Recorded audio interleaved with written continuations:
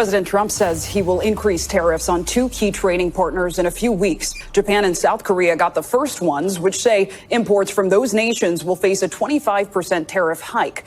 On July 7th, former President Donald Trump reignited global trade tensions by announcing that official letters had been sent to Japan and South Korea. Effective August 1st, all exports from these two key allies would face a 25% tariff when entering the United States. What initially appeared to be a formal policy notice quickly revealed itself as something far more disruptive, a high-stakes pressure campaign launched publicly via Truth Social, bypassing traditional diplomatic channels. The move was designed to extract immediate trade concessions, but its consequences have already run deeper, shaking markets, damaging long-standing alliances, and putting America's credibility under the microscope. Japan and South Korea aren't just routine trade partners. They are foundational allies in defense, commerce, and regional stability.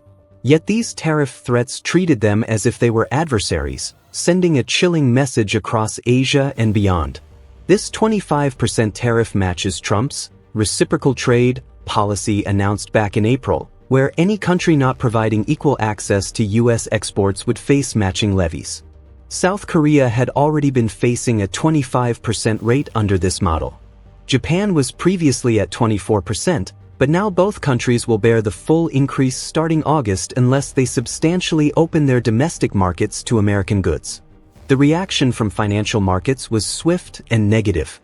On July 7th alone, Nissan's stock sank by 5%, Toyota fell by 1.25%, and Honda declined 1.5%. U.S. markets also took a hit, with the Dow, S&P 500, and Nasdaq each dropping around 1%. But the damage went beyond numbers. It was about credibility and trust. When Washington appears willing to punish even its closest allies publicly, it creates the perception that no relationship is sacred. The White House framed this as a bold negotiating tactic, arguing the tariffs were conditional. If allies retaliate, penalties will grow steeper. If they concede, tariffs may be lifted. But inside the Treasury Department, officials admitted privately that they lack the manpower to negotiate individual trade deals with over 100 nations. This makes the threat of customized tariff regimes more rhetoric than reality. Most smaller economies may end up subject to blanket tariff rates of 10% to 25%, regardless of context or prior cooperation. Trump's July 7th executive order delayed the original July 9th tariff deadline to August 1st, offering more time but no added clarity. The promise of country-specific negotiations looks good on paper, but without a clear process or diplomatic infrastructure in place, it risks turning into an incoherent patchwork of threats and exceptions. And that uncertainty, what happens if these deals don't materialize, is exactly what markets, investors, and foreign governments fear the most. Rather than targeted protectionism, this increasingly looks like tariff diplomacy by force, and it's beginning to backfire. Canada, notably, was not among the countries that received a tariff letter. That's because Ottawa had already re-engaged in bilateral trade discussions with the U.S. With a decision deadline set for July 21st, Canada's recent decision to suspend its digital services tax, a sticking point in previous talks, helped reopen the door to dialogue. Still, Prime Minister Mark Carney has stopped short of making major concessions. Instead, Canada is rolling out domestic support packages for affected sectors like aluminum, which continues to face U.S. tariffs of up to 50%. Ottawa is moving cautiously, opting for strategy over retaliation, waiting to see if Washington makes a reasonable offer or overplays its hand. Then there's China. As of now, Beijing has not received a new tariff letter. That's likely because the US and China remain locked in a fragile 90-day tariff truce that's set to expire in mid-August. Behind the scenes, both governments acknowledge that a full-scale economic decoupling would hurt both sides. But by undermining US relations with Japan and South Korea, Trump may unintentionally be aiding China's long-term goals. Beijing doesn't need to strike back immediately. Instead, it's quietly observing, ready to exploit any rifts in the US-led alliance system in Asia. Trump's tariff strategy, which he frames as a show of economic strength, is beginning to reveal unintended consequences. Countries that once stood shoulder to shoulder with the US are now rethinking their positions. Japan and South Korea are left feeling targeted, not respected. Canada is standing its ground. And China?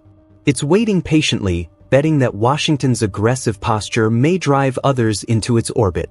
And now, Trump is taking things a step further.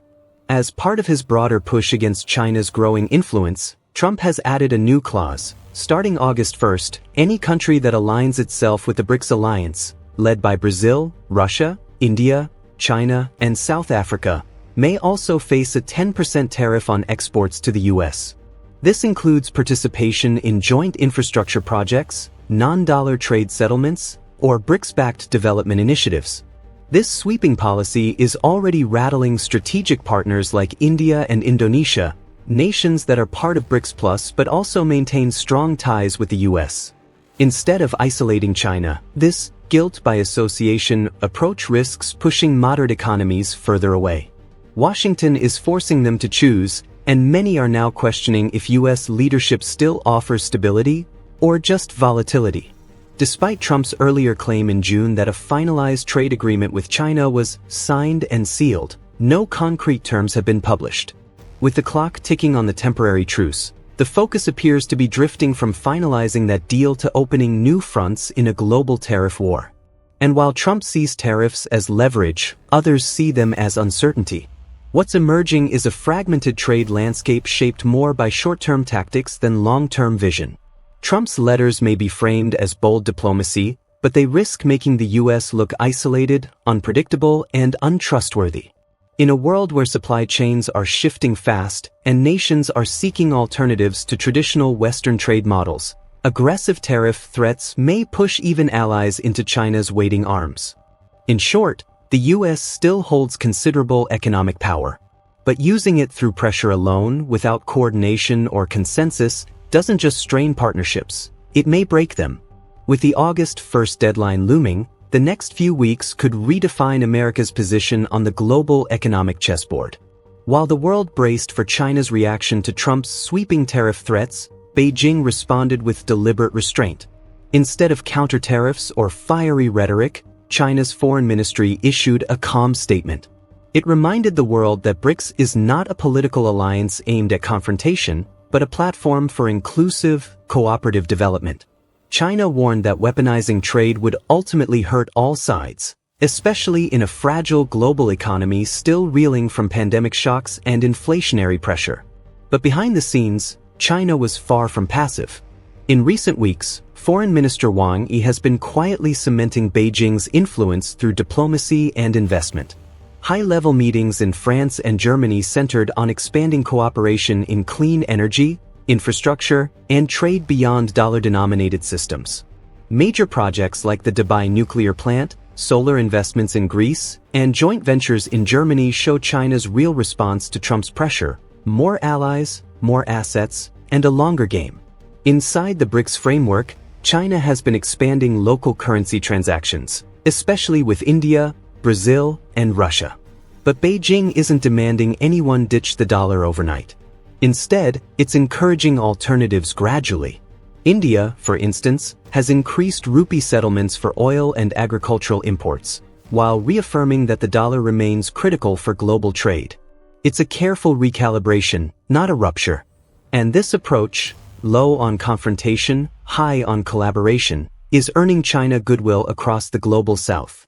Meanwhile, Trump's tariff warning, though headline-grabbing, is riddled with risk. First, it's ambiguous. Terms like BRICS-aligned aren't legally defined, creating dangerous gray zones for global businesses and investors. Second, it alienates neutral partners. Nations like India and Brazil want to maintain balanced trade with the US, China, and the EU. Being forced to choose could push them closer to Beijing rather than Washington. Third, it hands China a narrative victory.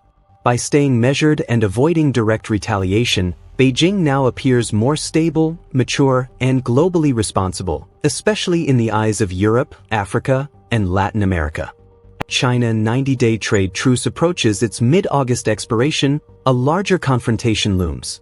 If no permanent agreement is struck, another wave of tariffs could hit already stressed global supply chains. But this is no longer just a trade war. It's a clash of philosophies. Trump's model relies on deadlines, tariffs, and pressure. China's playbook uses diplomacy, infrastructure, and influence. Yet Trump risks overplaying his hand. In trying to isolate China, he may be alienating America's allies. The threat of punishing nations for simply engaging with BRICS turns trade into a loyalty test, and many countries don't appreciate being forced into binary choices. The global order is multipolar now, and power is shifting with it. Amid all this, one country is standing out: Canada.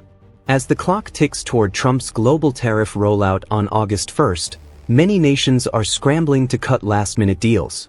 But Canada, under Prime Minister Mark Carney, is charting a quieter, bolder path. Wall Street bet that Canada would cave early, just as others had. Trump warned that without a deal by July 21st, tariffs would spike automatically, with no grace period. Yet Canada didn't blink. No flashy press conferences. No emergency concessions. Just calm, strategic silence. Carney, a former central banker, is playing a different game. He's not chasing headlines. He's buying time. Instead of haggling over dairy or aluminum, Carney pivoted to broader value. He offered cooperation on China, border security, labor rights, areas where Canada can strengthen the U.S. position. It was a smart reframing. "We're not your target," Canada signaled. "We're your ally." That message resonated. Markets rose. The TSX and S&P 500 hit record highs in early July, partly driven by optimism over the U.S.-Canada talks and Canada's removal of its digital services tax, which had previously irked Washington. But the optimism may have been premature. As July 21st approached, Carney still hadn't signed off on a deal. Trump's public pressure intensified. But Carney held firm. And that exposed a strategic dilemma. If Trump follows through and imposes tariffs, he risks backlash from U.S. industries deeply tied to Canada, especially auto and steel. But if he backs down, it weakens his "America First" narrative. Canada's services PMI had already dipped to 44.3 in June, well below expansion levels, indicating that Ottawa wasn't immune to economic stress. Still, Carney had space to maneuver. Canadian public opinion is largely supportive of a firm, values-driven stance. Trump, meanwhile, needs quick wins. His base wants visible victories. Delays, ambiguity, or perceived retreats all chip away at his message. And this is where the standoff flips. Carney holds the clock. Trump holds the microphone. The more Trump presses, the more his own timeline becomes a trap. Carney's silence has become a tactical weapon, a reminder that sometimes in geopolitics, patience isn't weakness. It's power. What do you think?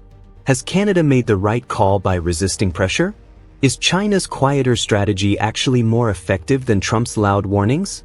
And in this global chess match, who's thinking 3 moves ahead, and who's playing checkers? Drop your thoughts below. Let's hear your take on where this is headed.